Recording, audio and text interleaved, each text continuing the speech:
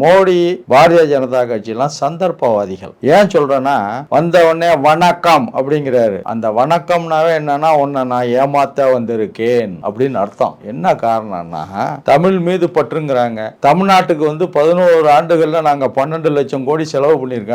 ரெண்டே கேள்வி கேட்கிறேன், மோடியை பார்த்து கேட்கிறேன், பாரதிய ஜனதா கட்சியை பார்த்து கேட்கிறேன். உங்களுடைய 11 ஆண்டு கால ஒன்றிய அரசில் நீங்கள் தலைமை வகித்து 11 ஆண்டு காலம் ஆண்டிருக்கிறீர்கள். தமிழ்நாட்டுக்கு நிரந்தரமான என்ன திட்டம் கொடுத்திருக்கீங்க? ஒன்னு சொல்லுங்க, தமிழ்நாட்டுக்கு இந்த மாதிரி நாங்க இவ்வளவு திட்டம் கொடுத்திருக்கோம் அப்படின்னு சொல்லுங்க.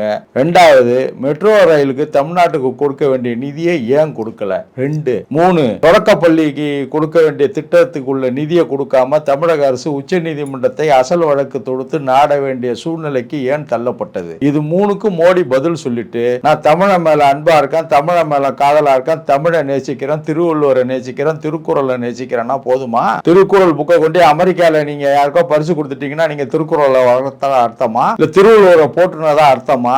இந்த பாட்சாலாம் பலிக்காது.